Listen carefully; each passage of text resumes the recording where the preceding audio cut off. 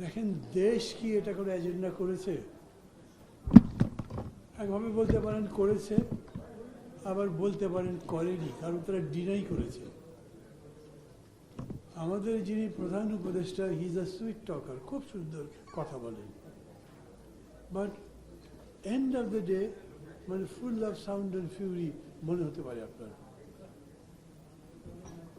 আমি মঞ্জুর কথায় যাই, বলেছে যে আসলে অবস্থাটা কি,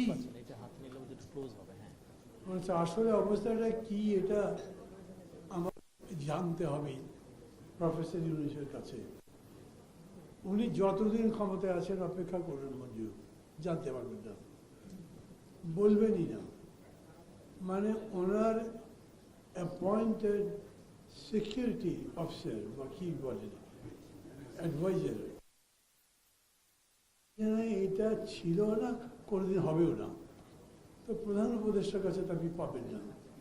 এই যে এত ডিসকোর্স হচ্ছে, এই যে কথাবার্তা বলছি, মানে একটা কথা আমি খুবই চমৎকৃত হয়েছি, বিশেষ করে সরি নামটা ভুলে গেলাম, পলিটিক্যাল সায়েন্সের টিচার প্রথম যিনি বললেন, এইটা হ্যান্ডেল করবে কি, আবার ম্যান করবে কি? এটা একটা করিডোর যদি দেওয়া হয় তাহলে তারপরে নিয়ন্ত্রণ করবে কি? বাংলাদেশ কি পারবে? উনি মনে করছেন পারবে না, আমি নিজেও মনে করি পারবে না। সো কত বড় একটা সিকিউরিটি ইস্যু আমাদের জন্য আমরা ইনভাইট করছি, কিন্তু বলছে যে না আমরা কিছু করছি না, আমরা কিছু করিনি। এইটা তো আরো ডেঞ্জারাস। এটার মানে হলো they have something in their minds which they are trying to explore. যাওয়া যাবে, গেলে কতখানি, কি কি বিপদ আছে, এই জন্য বাজারে ছাড়ছেন। তারপরে যখন দেখছেন যে এটার রেসপন্সটা তত ভালো না, তখন একদম আউটরাইট ডিনাই করে দিচ্ছেন। রাষ্ট্র যখন এরকম করে, জনগণের সাথে প্রতারণা, তখন জনগণের খুব সতর্ক হওয়া দরকার, আমাদের বিপদ হতে পারে। দেয়ার হিডেন এজেন্ডা, যেটা ওপেনলি বলা যাচ্ছে না। কোনো একটা সময় আসবে যখন আপনারা বলতে পারবেন না, তারা তাদের কাজ করে ফেলবে, এরকম হতে পারে। এইসব সন্দেহের কথা আসলো কেন? এটা তো 5 আগস্ট আসেনি, আমার মনে আসেনি। আমি প্রায় সব জায়গায় বলি, ডক্টর ইউনূস আমার ডাইরেক্ট টিচার ছিলেন, উনি আমাকে ইকোনমিক্স পড়িয়েছেন চিটাগং ইউনিভার্সিটিতে। খুব ভালো মানুষ জানতাম, এখনো জানি, সম্মানও করি। কিন্তু অনেকগুলো ঘটনা মিলে নিজের মধ্যে যে প্রশ্নগুলো তৈরি হয়েছে, তার থেকে এই কথাটা বলছি। এইটা কোনো এজেন্ডা উনি এরকম করে করেননি। আরও কিছু কিছু বিষয় আছে, যেমন ধরেন হঠাৎ করে বললেন না যে একটা মাত্র পার্টি ডিসেম্বরে ভোট চাই। পলিটিক্সের মধ্যে যাচ্ছি আমি ডাইরেক্টলি, কিন্তু আজকে অনেকগুলো পার্টি বলেছে এরকম নয়, অনেকে ডিসেম্বরে ভোট চাই। আমাকে যদি জিজ্ঞেস করে, আমি একটা পলিটিক্যাল পার্টির প্রেসিডেন্ট, আমি মনে করি ডিসেম্বরে ভোট তো ইজিলি হতে পারে, খুব ভালো মতো হতে পারে। তো উনি এরকম বলে দিচ্ছেন কেন?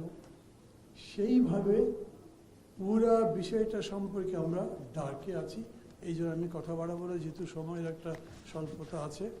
আমি যিনি এই লেখাটা লিখেছেন তাকে আন্তরিকভাবে ধন্যবাদ দিচ্ছি। মানে সব দিক ভেবে চিনতে তিনি লিখেছেন। একটা বিষয় আমি একটু দ্বিমত করি, আমি মনে করছি এটা করা উচিত। উনি বলছেন, আমি হারিয়ে ফেললাম কিনা,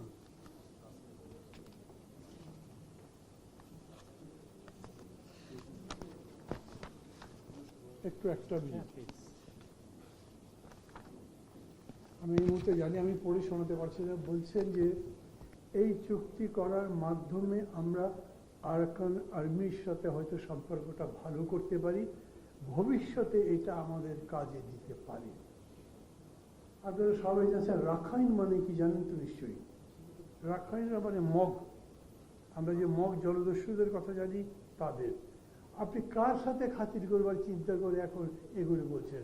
ওই মগদের সাথে। আর এখনটাও একই রকম জিনিস।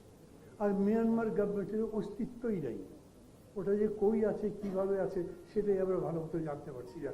কি অদ্ভুত বিষয় না যে আপনি একটা ব্যাপারে দ্বিতীয়ত সম্মত হয়েছেন, ফরেন সেক্রেটারি বলেছে, আচ্ছা where is that gentleman? Secretary কই আছেন?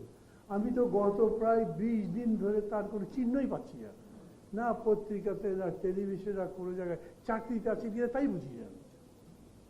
তার মানে উনি একটা ফাউল কথা বলেছিলেন, গভর্নমেন্ট বানে, এবং সেজন্য তারা বোধ হয় ওই যে বলতি বন্ধ বলে না, কথাবার্তাই বন্ধ করে দিয়েছে, কথা বলতে দিচ্ছে না। এইখানে আমি একই কথা বলি, আমরা এরকম কারোর সাথে ইন অ্যাডভান্স একটা ফ্রেন্ডশিপের কথা বলতে পারবো না যেটা আমাদের জন্য সিকিউরিটি কোয়েশ্চেন তৈরি করতে পারে। সব মিলে আমি মনে করি এইটা নিয়ে আমাদের অনেক বেশি আলোচনা করার দরকার নাই, এই জন্য যে এখন আপনার সিকিউরিটি যদি আপনি নিশ্চিত করতে চান, তাহলে আমি মনে করি, আমি রাজনীতি করি বলে বলছি না, যত তাড়াতাড়ি একটা ভালো নির্বাচন করে একটা আমাদের মানে নির্বাচিত সরকারকে ক্ষমতায় আনতে পারি, ততই আমাদের জন্য সিকিউরিটি এনশিওর হতে পারে। আদারওয়াইজ এগুলো ডিসকাস করলে এটা কেউ এখন শুনবে না, কেউ এটাতে হাতও দেবে না, অপরচুন মুভমেন্টের জন্য তারা অপেক্ষা করবে। আমি তাকে সেই সুযোগ দিতেই চাই না। ভালো থাকবেন, খোদা হাফিজ।